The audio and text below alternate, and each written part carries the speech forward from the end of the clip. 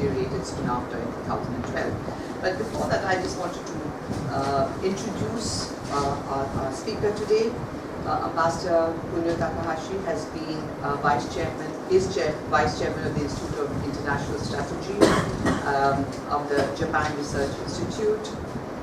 He is a seasoned diplomat who has done postings in China, or twice in China, as he just informed me. He joined the diplomatic service in 1976 and also done postings in the UK and Vietnam. But very interestingly, he's been ambassador in the South Asian region. So he has been ambassador in Nepal, Sri Lanka and the Maldives. So I think he perhaps could have given another talk on how he thought our neighbour perceived us. That would have been interesting also. But he's also worked, I think, in Japan as Director General, where he dealt with, he was DG of the Regional Immigration Bureau, and then in charge of international relations for the House of Councillors. So, on the right track. So this is one part of it. The other thing was very interesting as far as I was concerned. We said that the two sides would jointly uphold the multilateral and fair trade system. Now you know where this is directed. And when you're looking at the second and third largest economies of the world coming together, this is going to have implications not only for them, not only for the region, but I think with that. Due to how the demonstration of Japan-China relations, but before that, maybe it might be helpful for you to introduce the past history. How did Japan-China develop our bilateral relations since our normalization in 1972? And before start talking, maybe I had better to say one thing. If you expect that expect to hear something from me that the confrontational tactics with China will be greatly disappointed because in my belief, whether we like China or dislike China, it is necessary for us to maintain a stable relation with China. This is my very strong belief since I joined my foreign service and I contact with my Chinese friend. So this is my basic position. Having said that, I think I will start my speech. As I just said, it was 46 years Japan and China normalized relations in 1972. Since then, as you may know, there are two countries have developed our relations enormously. I will pick up some figures about the number of the personal exchange or the tourists. In 1972, the personal exchange is less with China. In this case, I usually I'm a China specialist, so I usually divide the last 46 years into three parts. But somebody who specializes in the so-called international politics, they like to divide these 46 years into two parts. In their case, they divide before the end of the Cold War and after the end of the Cold War. And coincidentally, the first part of their interpretation and my analysis is matched with each other. That means in my analysis, the first period is about between 1972 to around 1990. That means around the end of the Cold War. This is a period which in two countries made the various framework to regulate our relations, including because by chance this year we are now celebrating the peace and friendship treaty, and starting with this treaty, we made up more as a practical treaties of agreement, the trade or navigation, aviation, and so on and so on. And when we look at this period, it is strange enough, in a sense, that in this period, in this time, so-called chemicals of our two countries, of Japan and China, match with each other. Even though, of course, there happen from time to time some conflict, such as the dispute over Senkaku Island or historical issue. But still, in general, chemistry between two countries match with each other, in my understanding. I like to show you the several reasons why this happened in the past period. In my understanding, the main players in the Japanese society at that time were personally experienced the World War II.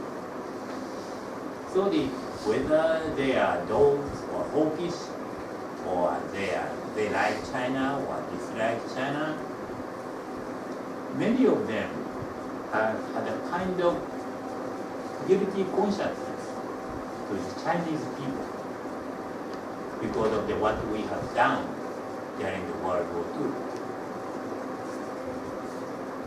And on the other hand, in Chinese side, China, as you may know, have just finished the so-called cultural revolution, and they wish to recover. I like to say that, but frankly speaking, it might be very difficult to just depend upon the friendship, because the time framework and also the situation surrounding us is totally changed from 1972 to 1990.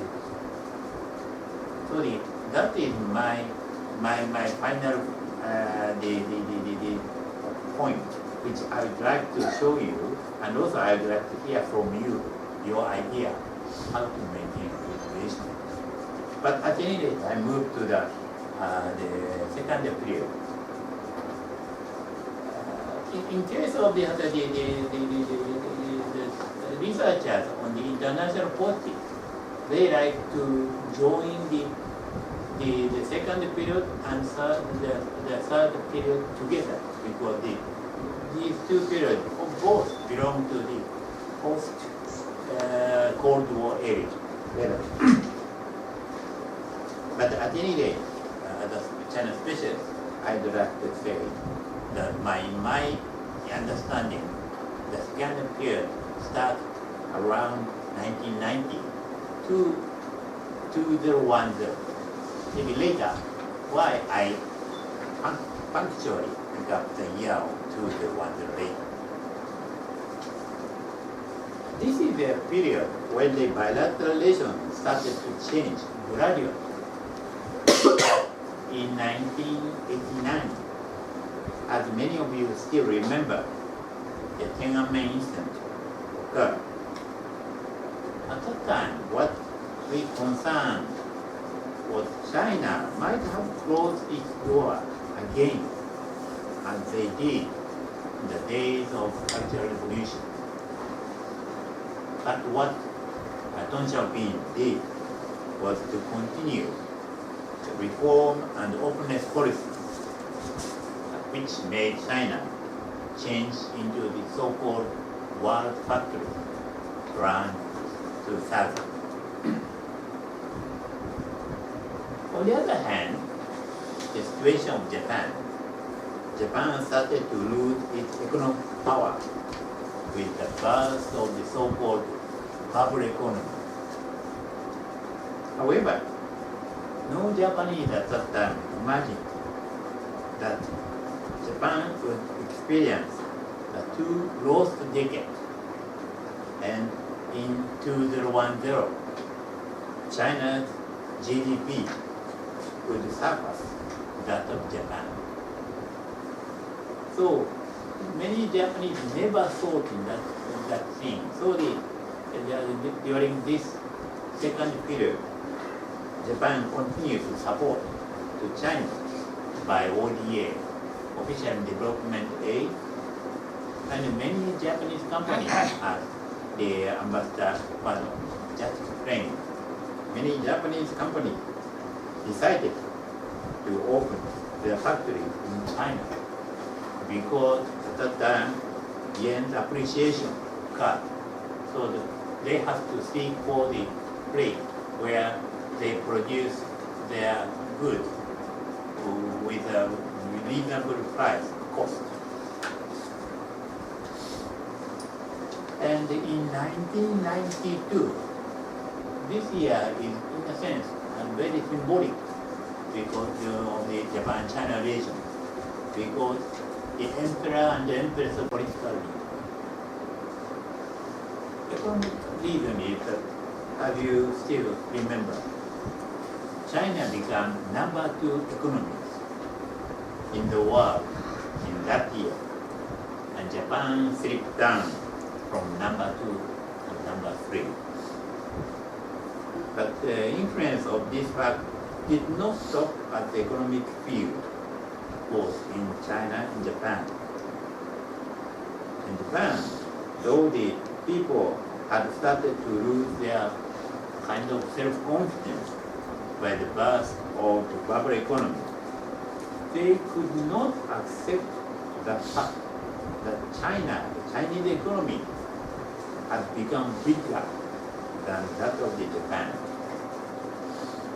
And some of them, especially the young people, were tempted to have a so-called narrow nationalistic feeling, which easily created the anti-Chinese emotion. On the other hand, in China, many common people are very, very happy to know that China has overcome, in a sense, Japan. But these feelings among the common people sometimes make it very difficult for the Chinese government to have a flexible policy toward Japan. And then I move to the political reason of the importance of the year 2010. In September 2010, some of you still remember, one Chinese shipping boat intentionally crashed to the Japanese Coast Guard ship.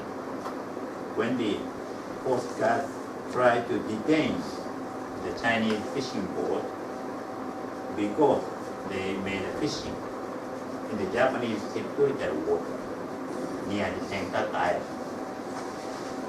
As you know, the Chinese government started to claim the sovereignty over the Senkaku since the end of 1960s. They called Senkaku as a Diaoyu Island. The reaction of the Chinese side was very, very severe, both in the governmental level and people's level. Chinese government made us great, strong protest against us, and the people's level, as you may still remember, there occurred many anti-Japanese demonstrations in many cities of China, and some of them became a violent activity against Japanese restaurants or Japanese supermarkets. As a result, the nationalistic feeling in Japan and also in China leveled up very quickly, and sometimes it's not so easy for both governments to control the situation. And also I will not speak in detail, but same kind of situation happened in the year 2012, that means 2012, when Japanese government purchased the three islands of Senkaku, because simply speaking, Senkaku Island consists of from the five small islands. Among them, two are already owned by the government, but other three islands, small islands, are owned by the private person, Japanese person. So, at that time, Japanese government, in order to stabilize the situation vis-à-vis relation with China, they decided to purchase the remaining three islands. From our point of view, this is only the transfer of the ownership of the island. That's all. And the purpose of this purchase is to stabilize the situation. But quite unfortunately, Chinese side looked at this as a so-called nationalization of Senkaku Island. As many of you, or all of you, studying about China, in the Chinese word, nationalization, Goyuhua, has some special meaning or implication. So again, same thing happened in the year 2012. That means many anti-Japanese demonstrations occurred in China. And also one thing which I like to add on this matter is that expansion of the people who are involved with the Chinese matter in Japan, or also in China, from their point of view, the relation with Japan. Because as I just said at the beginning, that in the first period, the Japan-China relations or China-Japan relations are handled by the expert. But quite fortunately, because of the expansion of the relations, the people who are involved in the Japan-China relations are increased so much. So I still remember the one incident which occurred around year 2000 when I worked in the embassy in Beijing. At that time, the Asian football game or something hosted by the China. And it might be a Chengdu or Chongqing, the match between the final match between Japan and China. What happened? Quite fortunately, Japanese team won. But looking at the situation, Chinese supporters got very angry and throw pet bottles and camel. From time to time, this kind of thing happened in the past. But at the time, that is a very small piece of news in Japanese newspaper. But in this occasion, because we also have many young football supporters of Japanese team.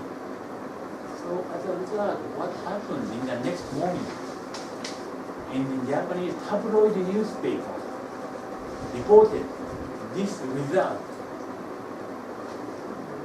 full page. So since then, in my understanding, many people, many young people, who have nothing to do with China, who have no interest with China, started to have a kind of anti-Chinese thing.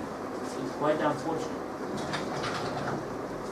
And also, at this stage, we cannot forget the fact that development was spread of SNS or internet.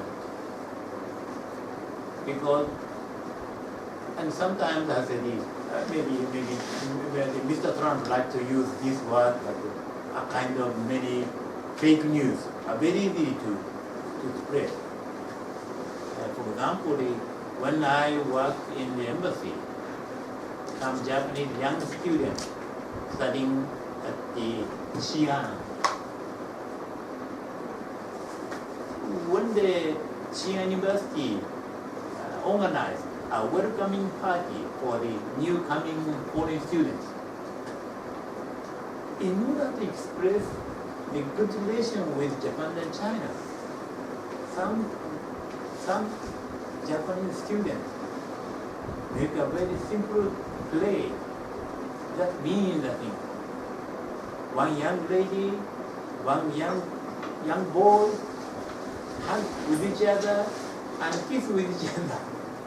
Their intention is we Japanese should have a good relation with China. But the viewpoint of the Chinese people, it looks ugly. So as a result, this news spread immediately all over China, especially to the university.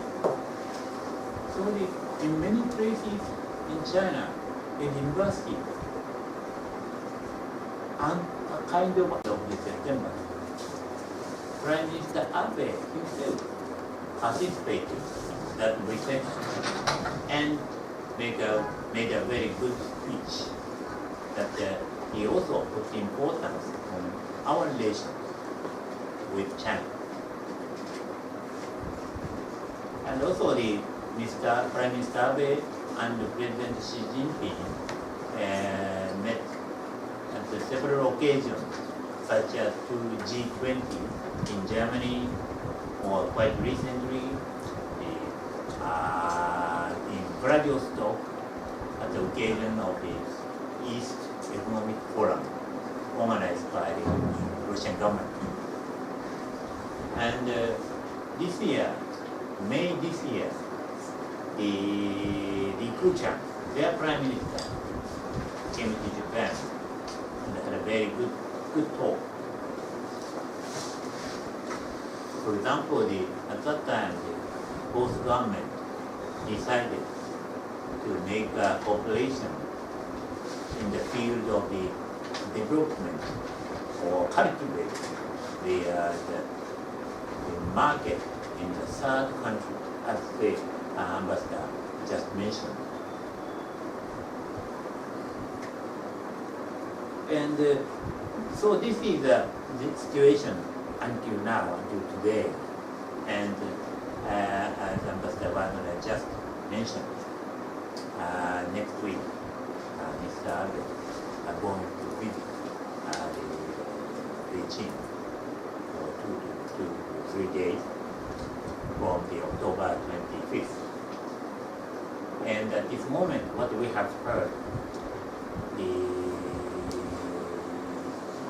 during his stay in Beijing, there are two big events. One is he will participate with the Chinese leader to celebrate the 40th anniversary of Japan-China peace and friendship treaty. Because as I just said at the beginning, this year is the 40th anniversary. And also, as I mentioned, that when the Li Keqiangof came to Tokyo, we agreed to develop the third countries at the market cooperative. And when Mr. Abe will visit Beijing, we are going to have a more concrete forum, how to discuss how to cooperate to develop our population in the third country market, especially the private sector. And beyond this, I think maybe I will tell you later why Japan and China started to improve our relations. But before that, I'd like to ask you what will happen in future. We have already announced that Japan will host G20 Summit meeting June next year in Osaka. So most probably President Xi Jinping will come to Tokyo, to Osaka to participate in G20 Summit. And the Japanese side hope that when he comes to Osaka, he also make a before and after, make a formal visit of Japan. And also, beyond that, at this moment we have no complete plan, but basically both governments agreed to make a cooperation in the field of the Olympic game, Tokyo Olympic game in the year 2020 and Beijing Winter Olympic 2022. So hopefully this kind of rather stable good relation will continue in coming few years. And it might be better for me to explain why Japan and China improve our relation. Oh, this is my personal interpretation. From our point of view, from Japanese point of view, I think I can find 2 or 3 reasons why China like to improve their relations with Japan. The first one is something to do with the domestic politics. As you may know, in the past few years, Xi Jinping succeeded to consolidate his leadership in the party. So in that sense, he started to have a free hand in his diplomacy. And the second point is the worsening of their relations with the United States. When I visited Beijing last year, immediately after Mr. Trump became the U.S. president, at that time, my Chinese friends were rather optimistic. They said that we are very happy to have President Trump because his background was businessman. We can deal with him. If China purchased 100, 200 Boeing, Mr. Trump would be very happy. He did not mention about democracy in China. He did not mention about the human rights in China. This is what I have heard last year. But this year, when I visited Beijing, they were not so talkative. They are so puzzled because of the unpredictability of Mr. Trump. And one of the Chinese friends, they frankly told me, China didn't know what we should do to satisfy Trump. So, in this way, at this moment, they have a big difficulty, huge difficulties with the United States. And by chance, I think in September, I visited the United States. I talked with some American friends who are specialized in China. What they have told me, I will just introduce you, maybe many of you already know. When we look at the present stage of the United States, there are so many huge anti-Chinese feelings. But this feeling can be divided into 2 parts. One is Mr. Trump and his people, like Secretary of Commerce, Mr. Ross, or Navarro. Their purpose to give a pressure upon China is to reduce the trade deficit. On the other hand, they said to me, there is another group in the United States, mainly of the military sector, and also in the capital, and some other the Chinese specialists.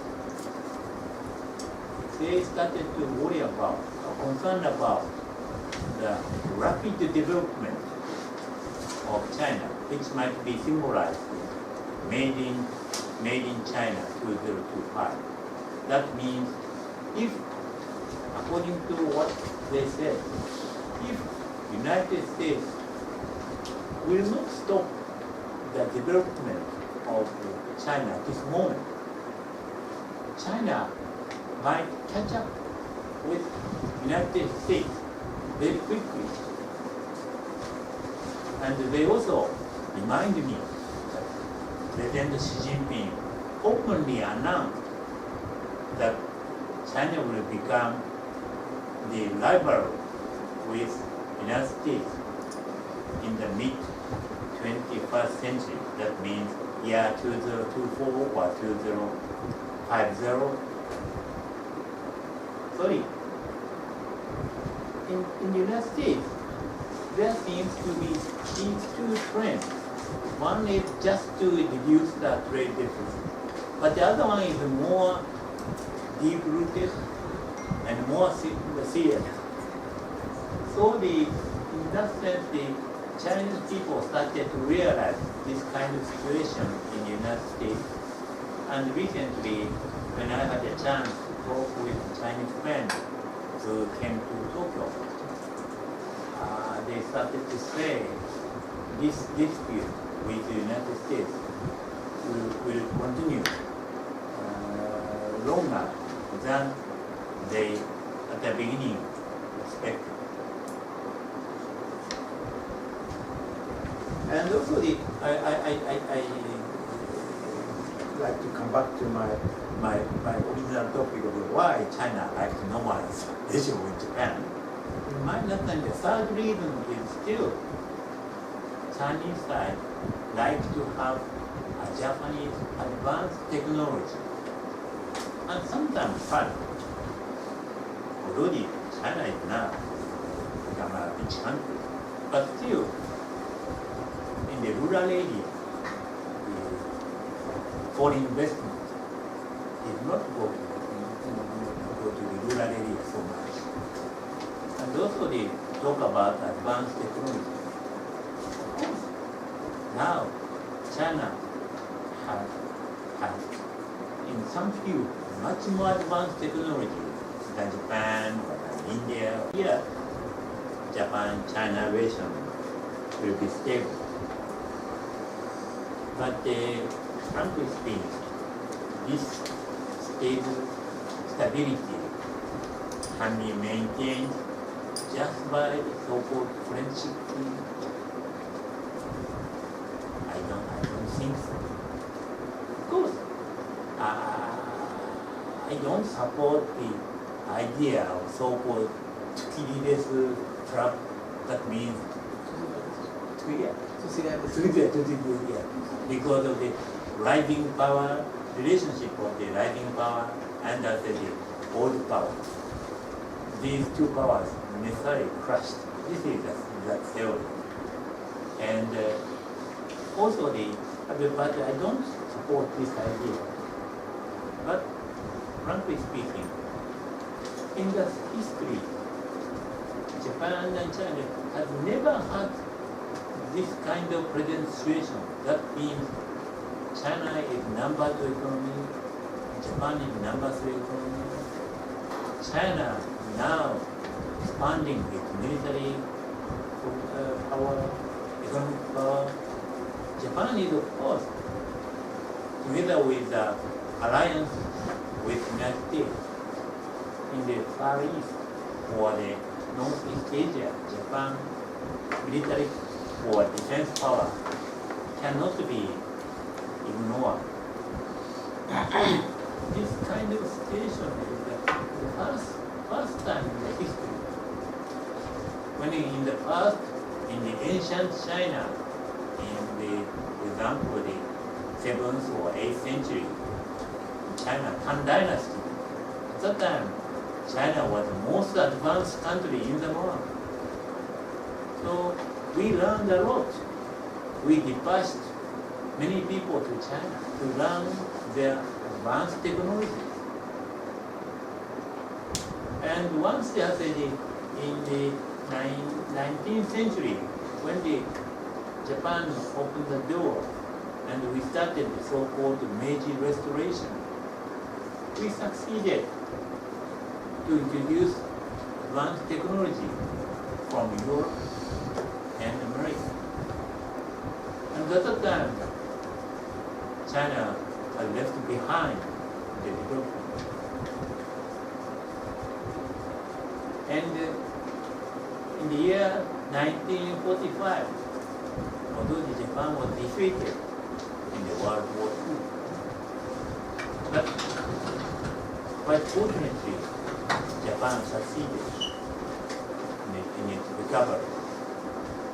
And on the other hand, as I just said at the beginning of my speech, China had many difficulties after the World War II. Started with the Civil War, with the Kuomintang and Communist Party, and followed by the Korean War, and then the Cultural Revolution and so on. So looking at the past history, one side is superior to the other, always. But at this moment, both Japan and China have a certain kind of power with each other. And how to accommodate these relations? We have no experience. So this is, I think, the reason why I said at the bottom of the Japan-China relations situation cannot be, say, stable or solid. So beyond this, maybe I think I would like to discuss with you how to maintain a good stable relation with China, because India also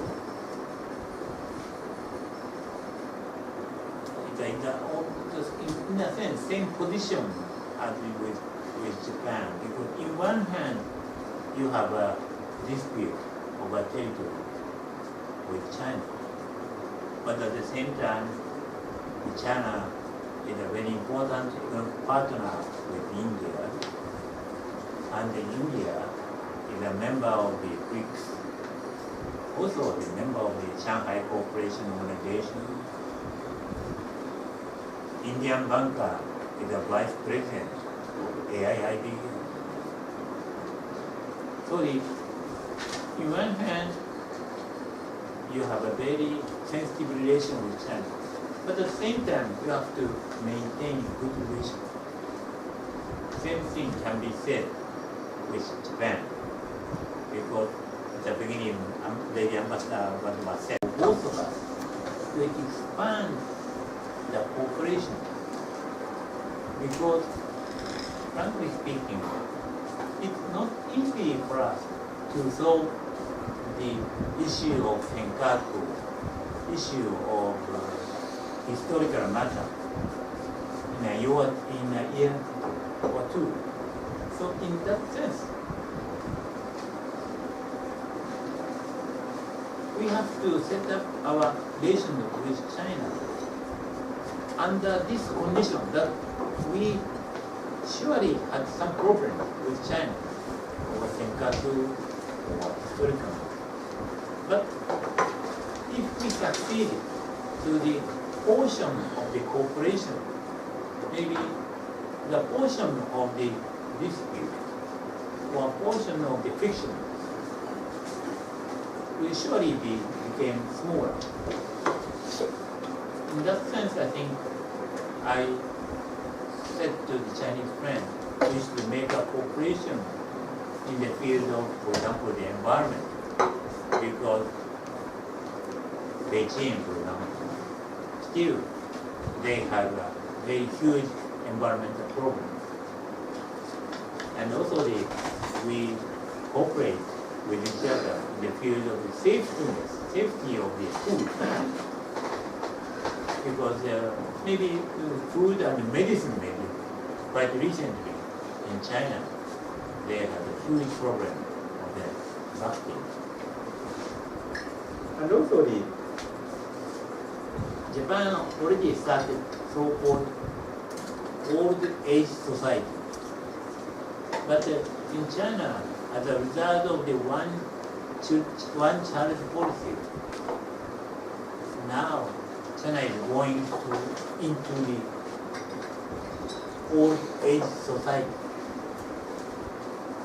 So in this way, in a sense, China and Japan have some kind of view where we cooperate with each other and make a kind of win-win relations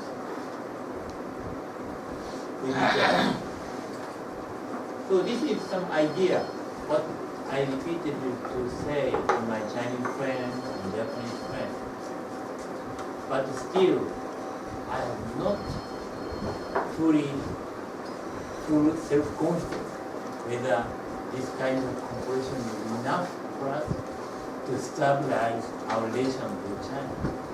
So that's the reason why I came here to ask you to give me a good idea or something to maintain a good relation with China.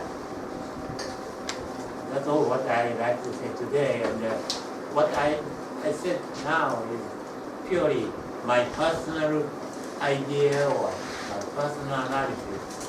Please don't misunderstand that what I said is the position of Japanese government, position of my organization, which I'm now working, is my purely my personal idea. Thank you very much. Thank you very much, Mr. Takahashi. I mean, it was informative, it was very perceptive, and I think, you really had an audience. In fact, because you follow the trends in the relationship, and I'm sure some of us can see parallels in our own relationship with China, both the issues we face and the way forward. There's one comment I didn't want to make on this OBOR, the mention of OBOR and the meaning. Insightful, very closely analyzed statement of how Japan sees its relationship with China. There is a certain parallel between Japan and India in terms of managing our relationship with China. But of course, like all parallels in international affairs, there are large differences. Japan starts from a position of great strength, great power, great domination, if I can use that term, which is not the case for India at all. So in a sense, if I'm candid, it has been always, except in the very early years, a somewhat unequal relationship between India and China. And certainly in the last 25 years or more. And we know this, we accept this. China's economy is almost 3 times the size of India's. And that level of difference continues across many matrices and parameters that we may try to analyze. Where there is a similarity is in the larger strategic picture, where India certainly does not want to accept an unequal relationship with China. Politically, they are equal. Economic power, even military power, is a separate matter. So that is what India stands for. We haven't always, if I'm candid, we haven't always strategized our foreign policy in a manner which I think we should have done. I've written about this, I will not repeat my arguments. But I did have an article in the Economic and Political Weekly some weeks back. I'll send you a copy of that. But I want to get down to a particular question, which is there something in Japan's management of its relationship with China that India could possibly learn? I've always felt that there is something. Now, that begs the bigger question. Can a difficult relationship be managed through adroit diplomacy? Or is diplomacy too weak a crutch to manage what are strategic differences, large, substantial, inbuilt differences? That's an open question. You gave the example, sir, of how obviously after many years of effort, your two countries have worked out a relationship for information exchange in the East China Sea. That's a good example. Without being facetious, the idea has also been expressed both sides between India and China that there should be a similar mechanism for management of the border relationship, which in some ways is potentially much more easily amenable to crisis in a way. And the story goes, I don't know if it is true, the Chinese side said, fine, if the head of our theatre command in that entire region was to telephone to Delhi, who would he find at the other end of the phone? Because in India we do not have theatre command as yet. It's one of those things that we have talked about endlessly and done nothing about. There are between 5 and 7 different military agencies that deal with this issue. The Air Force, the Land Forces, and the Navy, and other strategic forces. Anyway, that's another story. But it's the management of the relationship which I think is pretty crucial for us. An example. Japan and China have, I understand, a mechanism called the private or confidential exchanges between the vice foreign ministers of the two countries. Could you tell us a little bit about that? I mean, I have a few ideas, but obviously I'm not well informed on this, and people don't write about this very much. So that aspect of management is important. The second aspect of management, which is pretty important, and where I think Japan does a good job, it seems, is in the management of its public diplomacy, management of the media, so to speak, to try and ensure that the media do not take this and exaggerate the situation beyond reasonable limits. This happens in India, thanks to a very, very strange situation with our electronic media, TV in particular. We have extraordinary controls when it comes to broadcasts, radio. This is my opinion. Thank you, Pastor. Any other questions? I'm sure. But we just asked. Thank you, Ambassador Kunio Takahashi. Of course, it was a very articulate and excellent introduction to Japan-China relations since 1972. I have, I could ask many questions, but I restrict myself to only two. You did mention in your presentation about Meiji reform, Meiji restoration. So I would like to ask my first question that, especially in the Japanese media, this was widely reported, but not in Chinese media for obvious reasons, that in a sense, Japanese Prime Minister Abe's next week's visit is already under cloud and a failure before it happens. For the reason that until 2 weeks ago perhaps, it was widely reported that Prime Minister Abe himself wanted to arrive in China on 23rd. But Chinese did not agree to that. And delayed it by 2 days. And one of the reasons being cited, at least in the Chinese media, is that Prime Minister Abe would be delivering a speech in the morning on 23rd, which is the 150th anniversary of the Beijing Accords. And the Chinese are very skeptical. They want to first listen to what he says and then decide even the level of hospitality when he arrives. So I was wondering why didn't you mention this aspect of the visit? That is one. And second, you very clearly pointed out 2 reasons of which set off the deterioration of Japan-China relations in 2010. You cited one political reason, one economic reason. There are likewise 2 reasons why suddenly Japan is warming up to China since last year, as you mentioned. There is one political reason and one economic reason. Political reason is that if you look at the North Korea issue, DPRK declaration from 2006 in particular, when the 6-party talks began, Japan had been a very solid part of this wall of US, Japan and South Korea. And it's for the first time that Japan was completely sidelined and ignored by President Trump.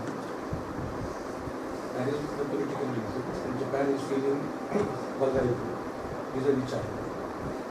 And the economic reason, among other things, the most prominent economic reason being the recent hiked tariff on steel and aluminium products, which Japan was very confident that Japan will be exempted, but it has not been. And the rising clout of Chinese economy in particular. So it is not just the unpredictability of Trump administration. It is these 2 factors which are making, and also since Ambassador Wadhwa also mentioned there are 30,000 Japanese enterprises in China. He also mentioned that survey of the people's opinion. There is another survey the Japanese, I think, Foreign Trade or Commerce Ministry does every year in China. Of all the 30,000 enterprises, there is a survey conducted every year. How many of them wish to continue to do their business in China? That is above 85%. So I think these are the vulnerabilities the Chinese call, which may be political expediency more than any other serious change in mindset towards China. And they use an expression in Chinese, which I can say in Chinese if you understand. Ma Chen Sa Chui, Su Chui. That is, what Japanese is doing now, what Japan is doing now, many Chinese commentators have used this, which means Japan is like to squat before the horse. That is the expression. Please go ahead. Yes, I just take a few more questions and then I find lots of people want to ask questions. Yes, yes. Thank you, Ambassador. Then you can. I have a short comment plus question. So Japan has not so far joined US freedom of navigation operations in the East and South China Seas. But at the same time, China has been sending its submarines in the East China Sea, and Japan has sent some of its submarines for war games in the South China Sea. And apart from these, Japan is also is a big customer of many advanced American weapon systems like the F-35, F-22 and other things. So where do you see like Japan's security strategic policy vis-a-vis China heading towards? Is it like going to be a bit independent of the US, but then again it is a treaty ally of the US? Or is it going to be something in between appeasement vis-a-vis China and alliance vis-a-vis the United States? Thank you. Thank you, Mr. for your presentation. And in your presentation, I thought that you learned from us that how to maintain relation with China. I think you have a very good mechanism.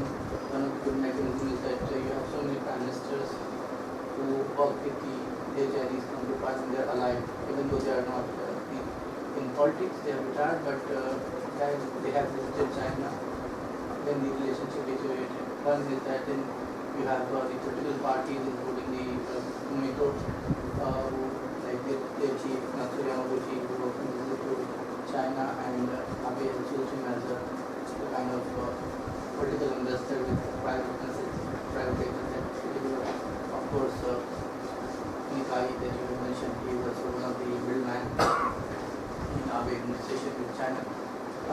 And then you have the issue that you didn't mention here was the marriage linkage, marital linkage between the Japanese and Chinese. So many people are there. So I don't think that the situation would worsen to a situation like the China-Japan relation would worsen to that situation where there would be a complete impasse or deadlock.